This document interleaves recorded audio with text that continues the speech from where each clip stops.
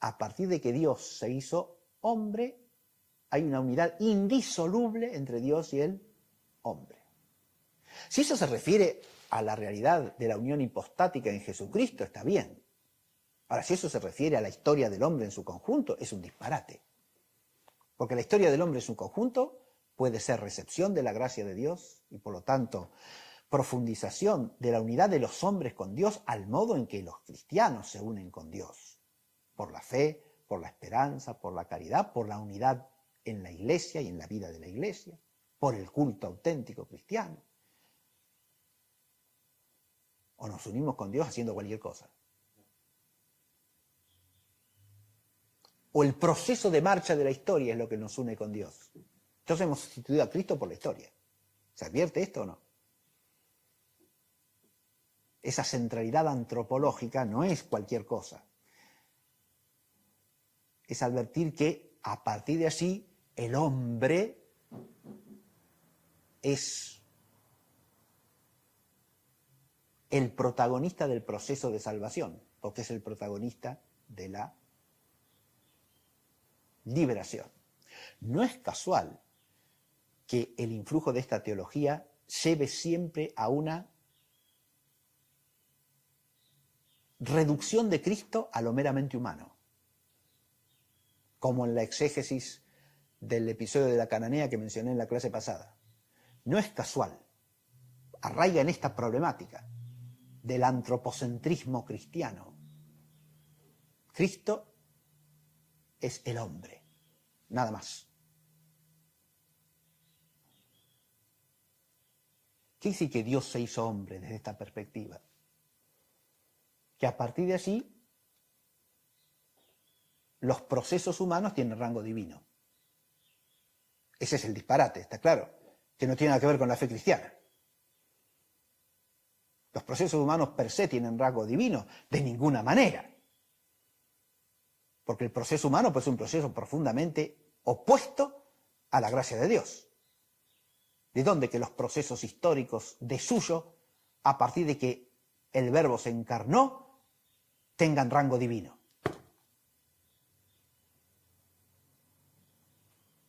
Lo que tienen es carácter de obra según la cual el hombre queda criticado, esa es la crisis auténticamente cristiana, en el juicio. Porque como dice Juan en el capítulo 3, una vez que el Verbo se ha encarnado, el Verbo que ha venido para salvar al hombre, no para condenarlo, el juicio ya está hecho, porque el que lo reciba será salvo. Pero el que lo rechaza y se refugia en las tinieblas será condenado. Lo que queda hecho es el juicio por la relación del hombre con Cristo. Y queda establecido el conflicto y el drama central de toda la historia desde el principio al fin del tiempo, que como la contempla San Agustín, es la lucha entre la ciudad de Dios y la ciudad de los hombres que se prefieren a sí mismos en relación con Dios. No la historia humana automáticamente convertida en proceso de liberación y de salvación, por su propia dinámica inmanente y autónoma. Esa es la divinización de la historia, que forma parte de la mentalidad historicista. Eso no es cristianismo.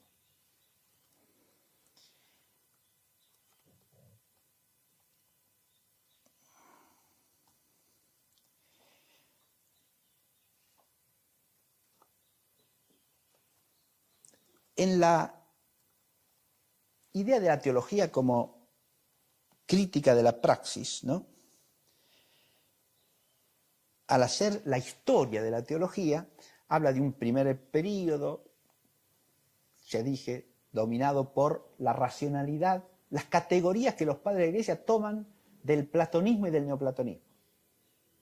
Una concepción totalmente superficial de lo que es la teología cristiana de la patrística, y de cuño fundamentalmente protestante también, de nuevo.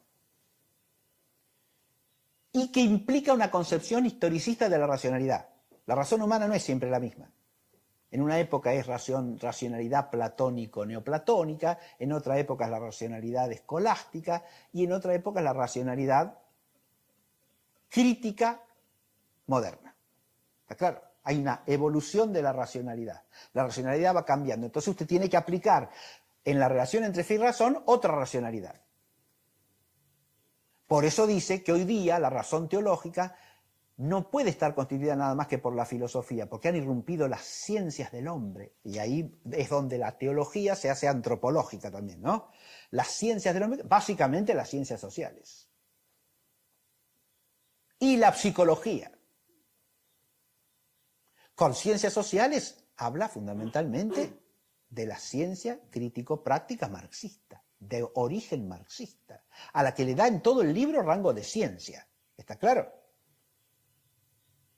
Usted a la ideología o al análisis, como dicen también otros autores, al análisis marxista de la realidad social y económica lo toma por ciencia, como si fuese desprendible de sus trasfondos antropológicos y cosmológicos, cosa que es imposible, porque usted no puede hacer el análisis marxista de la sociedad, de la economía, si no se fundamenta en la concepción antropológica de Marx y en la concepción del mundo de Marx, que son incompatibles con el cristianismo. Separar una cosa de la otra es una ilusión, es lo mismo que se hace con el psicoanálisis. No se puede separar la concepción psicoanalítica de la concepción antropológica freudiana. Y esas concepciones antropológicas son incompatibles con el cristianismo. Cuando usted a esto lo llama ciencia sin más, nada menos, y dice que la teología tiene que asumir eso como la racionalidad propia, desde la cual se constituye en discurso racional, ¿qué queda ahí de la racionalidad clásica? Nada. ¿Desprecia la metafísica? Claro que sí, necesariamente, porque toda esta racionalidad inmanentista es radicalmente antimetafísica. Entonces, si usted eso lo llama ciencia, y dice que el concepto de ciencia de la escolástica ya no se puede llamar tal porque ya la ha cambiado la concepción de ciencia, entonces la metafísica ya no es ciencia. Eso es lo que está diciendo. ¿Se entiende? De nuevo estamos en puro historicismo, ¿o no? El iluminismo está bien, el historicismo está bien, el materialismo también es un progreso porque lleva a la crítica de la sociedad y es además la irrupción de la ciencia histórica. Se hace cargo de la concepción de Althusser de que con el marxismo irrumpe la ciencia histórica. El hombre se hace consciente de todas las ataduras históricas que ligan su propia manera de pensar. No se sabe por qué la de ellos no está ligada a la misma atadura. Solamente la de ellos es crítica, no se sabe cómo. Y bueno, porque están... Ahí viene el aspecto gnosticista de estas corrientes, ¿no? Esos son los ideólogos que están por encima del esquema de sujetación al que estamos sometidos todos los demás, ¿no? La teología fuera de lo que ellos hacen es condicionada por el marco social, ¿sí? Y está como ideología al servicio de los esquemas de dominación. Solamente la que se basa en la crítica racional de la ciencia social de inspiración marxista, socialista, es la que puede superar esos condicionamientos al hacerse consciente de ellos. Ese proceso de concientización del hombre es como el eje de la historia. El hombre se hace consciente de las cosas que lo sujetan, que lo atan, que lo esclavizan, y al hacerse consciente se hace capaz de liberarse de ellas.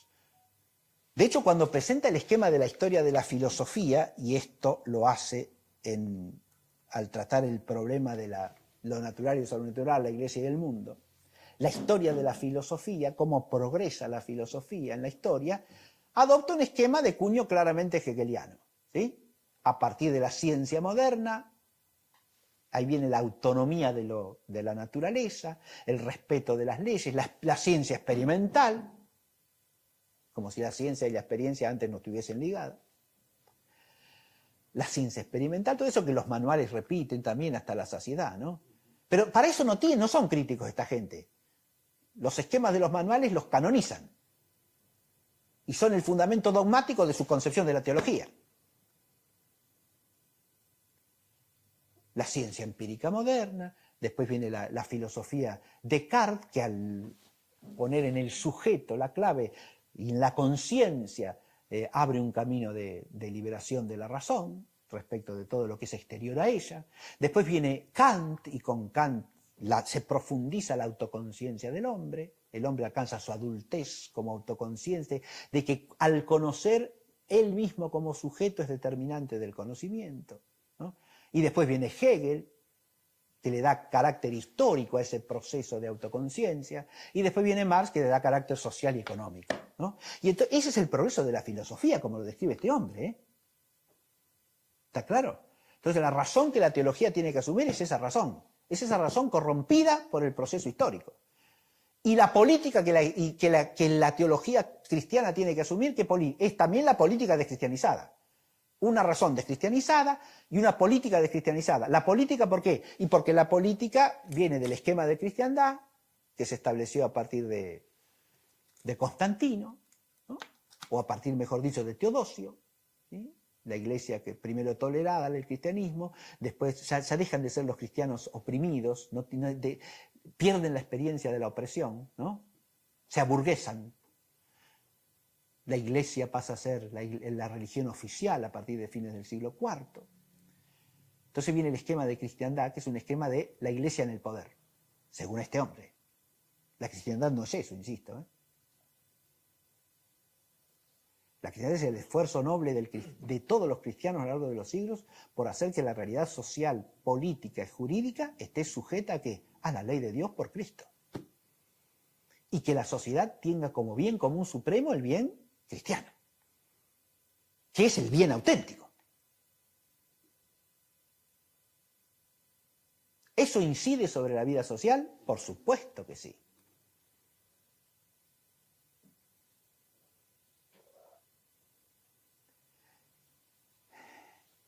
Pero, según este hombre, la superación de la cristiandad es un progreso en la historia. ¿Está claro? La cristiandad hace 4 siglos que pereció como proyecto. Se referirá al cisma protestante, supongo.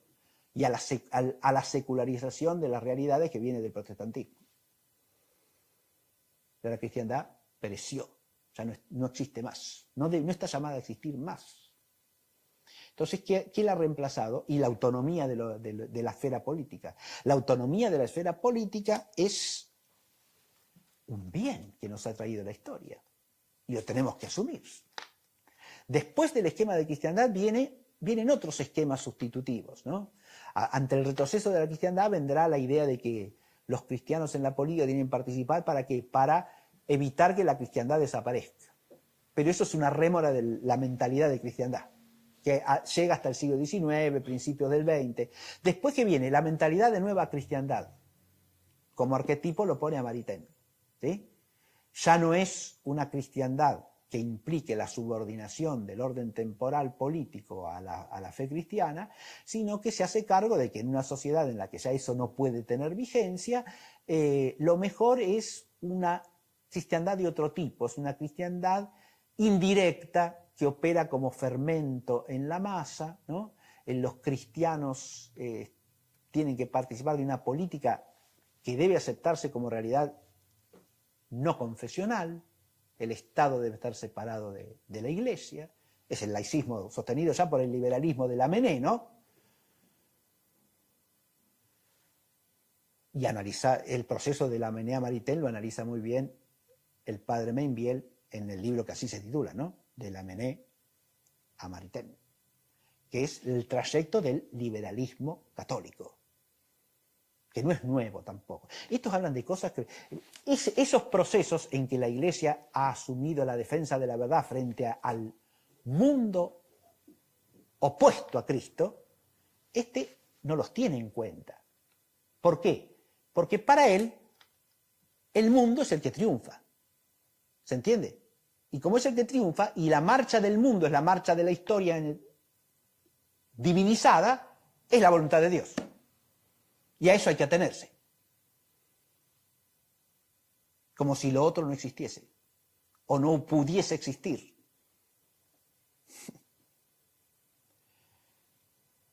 El proceso de liberación que se da en la historia implica aceptar que esto La Revolución Francesa, por ejemplo, es un gran bien liberador.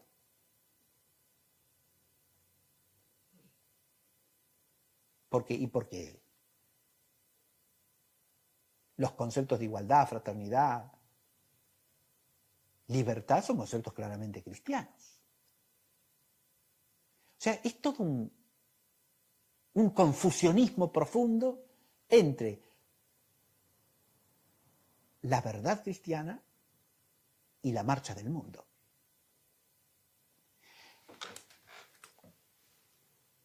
Si usted entiende bien lo que fue el iluminismo y lo que son las revoluciones iluministas, la inglesa, la norteamericana, la francesa, la rusa y todas las otras, bien.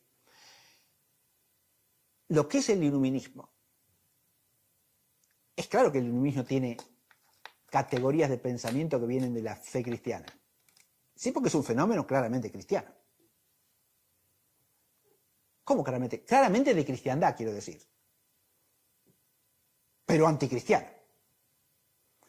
Es un fenómeno que viene de la cristiandad, pero que pretende sustituir la cristiandad por algo que es no cristiandad. ¿Se entiende o no? Entonces, ¿cómo no va a tener categorías de cuño cristiano? Pero son categorías que están radicalmente tergiversadas, corrompidas. Si usted admite eso como el progreso, está suprimiendo la auténtica lucha, el auténtico conflicto, que es entre la verdad y el error, entre Cristo y el anticristo. Eso no existe en el libro, ¿eh? Al anticristo no se lo menciona ni una sola vez. Hay cosas que no aparecen en la teología de la liberación.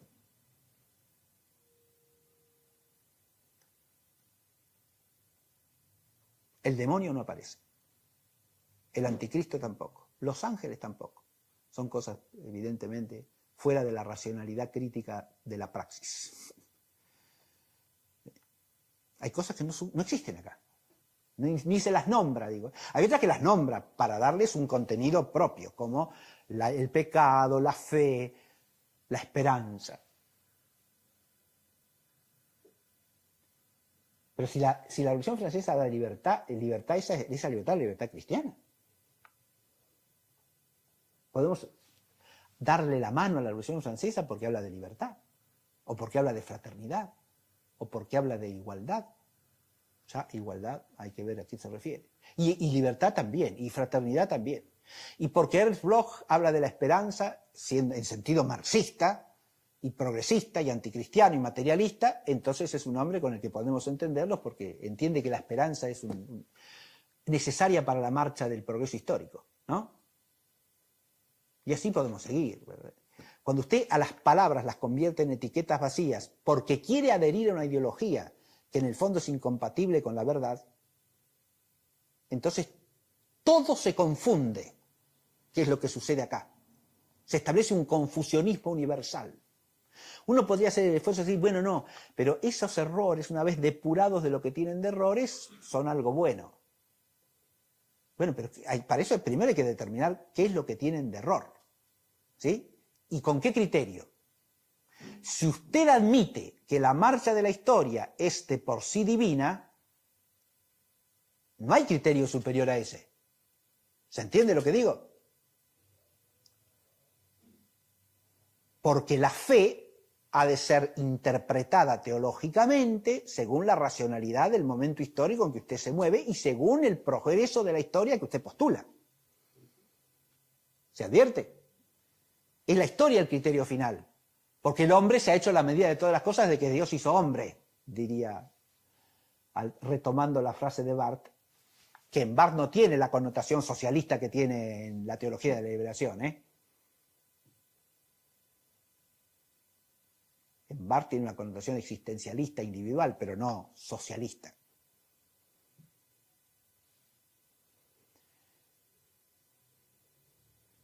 El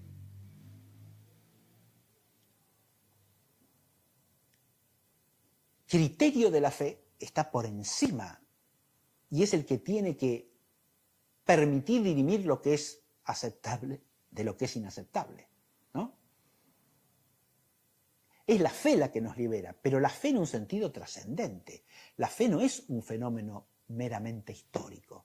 La fe no es un proceso de la historia humana.